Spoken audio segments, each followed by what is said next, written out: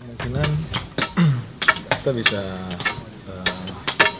masuk ke wilayah yang sifatnya di luar kewenangan Balar ya, ataupun Balai Pelestarian Budaya, karena ini kan kita sudah kewenangan hal-hal yang sifatnya penelitian berkaitan dengan geologi ya, sejarahan, itu tentu ada kewenangan daripada Balai Pelestarian dan Balai Arkeologi.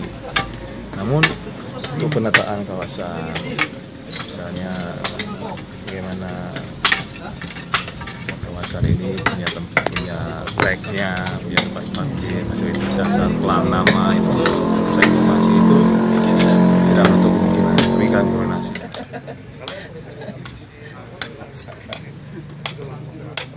Harian fragmen-fragmen sisa-sisa kehidupan dulu itu harus diayak untuk mendapatkan semacam batu dipakai alat prasejarah dulu. Jadi kalau tidak disaring nanti itu bisa lewat di sampingnya.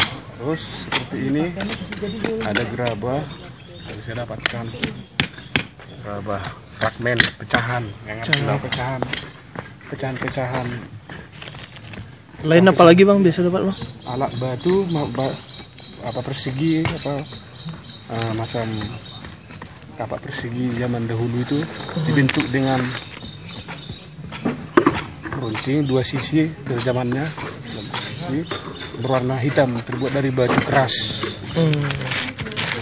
Jadi itu sebagai alat mereka untuk berburu dan mengumpul makanan pada zaman prasejarah.